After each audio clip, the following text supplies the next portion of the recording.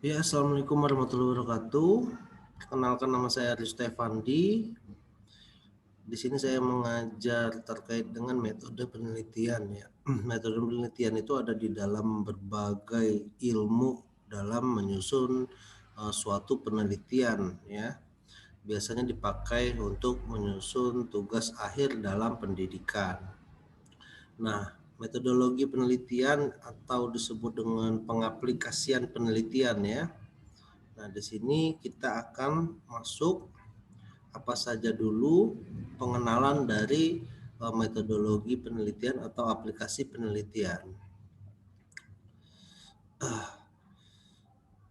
Pertama, mungkin saya ingin memperkenalkan diri juga. Nama saya Aris Stefandi. Nah, ini susunan materi. Pertama ada konsep dasar penelitian, ya. Kedua ada strategi penelitian ilmiah. Ketiga kerangka penelitian ilmiah. Keempat ada sarana penelitian ilmiah.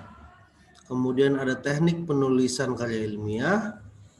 Kemudian korelasi dan regresi. Kemudian ada penelitian ekonometris. Nah, itu beberapa susunan materi yang ada ya terkait dengan aplikasi penelitian kita ke depan. Cuman lebih dari ini pun nanti akan diberikan. Kemudian pendahuluan ya.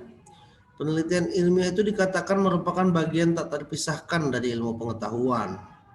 Karena memang penelitian ilmiah dan ilmu pengetahuan merupakan dua sejoli yang tidak mungkin terpisahkan satu dari lainnya. Nah, penelitian ilmiah ini merupakan mesin dalam memproses produk ilmu penelitian. Nah, tugas yang diemban. Yang pertama itu memberikan deskripsi tentang keadaan. Tugas penelitian itu juga menerangkan kondisi yang mendasari terjadinya suatu peristiwa dalam mengadakan eksplanasi. Ketiga, mencari hukum-hukum atau pola mengenai hubungan antara kondisi dan peristiwa dalam menyusun teori ilmiah. Keempat, memperkirakan peristiwa yang bakal terjadi, mengadakan estimasi dan proyek. Kemudian melakukan tindakan dan mengadakan pengendalian. Nah, itu tadi ya. Nah, masuk kepada materi terkait meneliti itu untuk apa?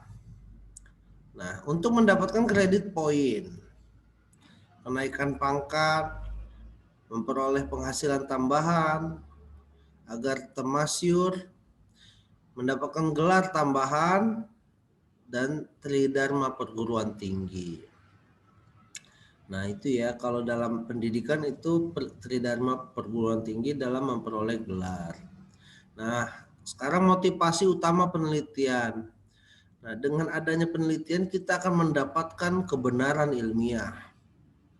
Kemudian bagi seorang peneliti profesional mendapat insentif paling berharga dari semua karyanya dalam menemukan kebenaran ilmiah. Kemudian yang mungkin tak sama adalah tingkat kebenaran ilmiah yang ingin dicapai ya. Kemudian penemuan kebenaran ilmiah dimaksudkan untuk scientific objektif yang bermaksud memperkaya hasanah ilmu pengetahuan dengan teori-teori baru yang lebih sahih dan terandalkan. Kemudian juga penemuan kebenaran itu juga ada praktikal objektif yang bertujuan untuk memecahkan problem praktikal yang mendesak. Kemudian ada kebenaran ilmiah. Di dalam hal ini suatu kerangka penelitian yang ilmiah. Untuk memperoleh kebenaran ilmiah dikembangkan metode ilmiah yang memiliki pola umum, yaitu ada model umum kerangka penelitian ilmiah yang berisikan penelitian ilmiah merupakan rangkaian kegiatan sistematis yang didasarkan pada metode ilmiah. Kemudian tujuannya mendapatkan jawaban secara ilmiah terhadap permasalahan atau pertanyaan penelitian yang diajukan. Garis besar dari kerangka penelitian ilmiah. Pertama dimulai dengan adanya permasalahan yang perlu dicari jawabannya atau pemecahannya juga dicari secara ilmiah. Kemudian pertemuan antara aspek objektif, permasalahan, dan aspek subjektif, dorongan mencari jawaban, yang merupakan titik tolak dari semua penelitian. Nah, jawaban secara ilmiah terhadap permasalahan, biasanya peneliti itu mencoba menggali khasanah pustaka-pustaka yang ada untuk mencari teori atau konsep yang relevan atau sesuai dengan masalah yang diajukan. Kemudian peneliti juga mulai membaca hasil bacaannya, ditelaah, kemudian dibandingkan, dipersoalkan, kemudian dicari alternatif-alternatif jawaban yang sesuai dengan apa yang akan dia teliti. Nah, mekanismenya ada penalaran deduktif maupun induktif. Ada analisis sintetis, spesifikasi, dan generalisasi. Kemudian ada setiap saat dilakukan pengujian secara logis maupun empirik. Ada a priori, anggapan umum yang subjektif, dan ada a posteriori, anggapan yang didasari teori. Kemudian a priori ini bermula dari konsep atau batasan yang telah dikembangkan oleh peneliti, dan a posteriori itu berdasarkan hasil penelitian yang dijustifikasi oleh teori.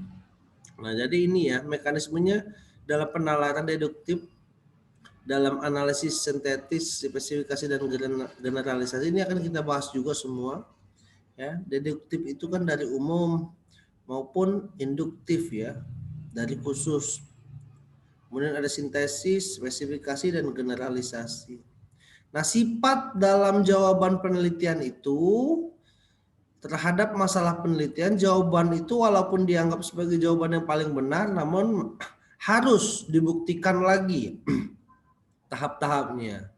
Kemudian jawaban pertama merupakan konklusi dan diperlakukan sebagai tesa ya, atau suatu penelitian. Sedangkan jawaban yang kedua dipandang sebagai konklusi sementara dan diperlukan sebagai hipotesa. Nah, hipotesa atau hipotesis dan tesis. Nah, ya. Jadi memang jawaban pertama itu menjadi suatu konklusi ini memang suatu pendapat yang kita simpulkan. Sedangkan jawaban kedua itu dipandang jawaban sementara atau hipotesa, antara tesa dan hipotesa. Jika jawaban diperlakukan sebagai hipotesa, maka ada satu tahap lagi yang harus dilewati, yaitu dibuktikan ke depannya. Nah, ini contoh model riset manajemen ya. Dalam model risetnya itu ada penyampaian jasa, di mana ada kepuasan pasien, ya ini manajemen kesehatan ya. Menyampaikan jasa, kepuasan pasien, loyalitas pasien, citra rumah sakit. Nah, ini ya. Terus kembali ke loyalitas pasien lagi, ke kepuasan pasien. Nah, ini ya risetnya. Jadi penyampaian jasa ini ada yang ke kepuasan pasien, ada yang arahnya ke bagaimana nama baik rumah sakit. Ketika kepuasan pasien itu harus dilihat dari loyalitas, kinerja tenaga medik ya. Kemudian akan membuahkan citra rumah sakit yang baik, baru dapat mewujudkan apa yang ingin dicari dalam penelitian. Kemudian ini faktor manajerial ya, kayak seperti intensitas perencanaan dan strategi itu ada faktor manajerial, ada faktor lingkungan, faktor organisasi, ya, ada kinerja keuangan. Ini juga salah satu rancangan ya, penelitian strategi. Dari mana kita bisa mengembangkan model? Ada yang disebut dengan penelitian murni. Ya, ada permasalahan dalam kehidupan sehari-hari. Jadi memang model-modelnya bisa dilihat dari penelitian murni, memang kita ingin teliti. Ada yang dari masalah hidup sehari-hari seperti penelitian aplikasi. Nah, dalam hal ini memang kita akan lebih kepada permasalahan dalam kehidupan sehari-hari. Jurusan penelitian aplikasi ya. Jadi melihatnya ke penelitian aplikasi itu kehidupan sehari-hari. Tapi tidak jauh berbeda, memang modelnya adalah model untuk mencapai suatu penerapan penelitian. Nah, mungkin itu pengenalan pertemuan hari ini. Nanti kita akan masuk ke pertemuan selanjutnya ya. Nah, di sini juga ada tujuan riset ya. Tujuan riset itu untuk penemuan, pembuktian, dan pengembangan. Jadi kita bisa menemukan, membuktikan, dan mengembangkan. Kemudian jenis penelitian juga ada penelitian murni, ya, penelitian terapan. Ya, murni itu memahami permasalahan secara lebih mendalam untuk mengembangkan teori yang ada. Penelitian terapan itu untuk mendapatkan informasi yang digunakan untuk mencegah masalah ya. Jadi kalau yang murni ini memang untuk mengembangkan teori yang ada. Kalau terapan ini digunakan untuk memecahkan masalah yang belum terpecahkan. Nah, ada tingkat ekspansi dalam penelitian itu ya. Penelitian kuantitatif, ada penelitian kualitatif, ada penelitian campuran. Nah, kalau kuantitatif ini berdasarkan dengan data-data yang ada ya, biasanya dia kuesioner. Kalau kualitatif ini kita akan mengembangkan penemuan baru dari data-data yang kita punya dengan spekulasi dan jawaban agar lebih berkualitas. Kalau penelitian campuran, selain dia melihat dari kuesioner yang ada, dia juga akan melihat dari data yang memang sudah dia miliki. Nah, ini campuran ya.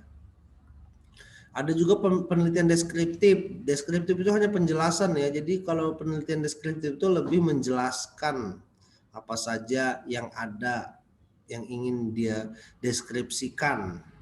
Nah, ada lagi penelitian komparatif. Nah, komparatif ini penelitian dalam hal memperbandingkan suatu objek yang ingin diuji, A dan B dibandingkan. Jadi dapat disimpulkan yang lebih baik yang mana dan yang kekurangannya ada di mana. Nah, dengan adanya perbandingan maka akan ditemukan suatu model baru. Nah, kemudian ada penelitian asosiatif ya, dia itu korelasional dan kausal. Nah, inilah penelitian tingkat yang ada. Riset ilmiah yang baik itu ada kualitas riset tidak hanya dilihat dari hasil akhir riset saja, akan tetapi tergantung pada faktor input. Input itu memasukkan data, proses, menjalankan, dan output. Bagaimana menghasilkan. Nah, kemudian untuk menilai kualitas penelitian yang baik ada beberapa kriteria. Pertama, memiliki tujuan yang jelas. Berdasarkan pada permasalahan yang tepat. Kemudian menggunakan landasan teori yang tepat dan metode penelitian yang cermat. Ya, jadi punya tujuan, kemudian punya teori dan metode yang cermat, terus mengembangkan hipotesa yang dapat diuji, ya, kemungkinan yang dia pikirkan itu dapat diuji, kemudian didukung dengan menggunakan riset yang lain sehingga dapat diuji, kemudian memiliki tingkat ketepatan dan kepercayaan yang tinggi, kemudian bersifat objektif, artinya punya kesimpulan yang ditarik harus benar-benar berdasarkan data yang diperoleh. Kemudian dapat digeneralisasikan, artinya penelitian itu dapat diterapkan oleh siapapun secara luas.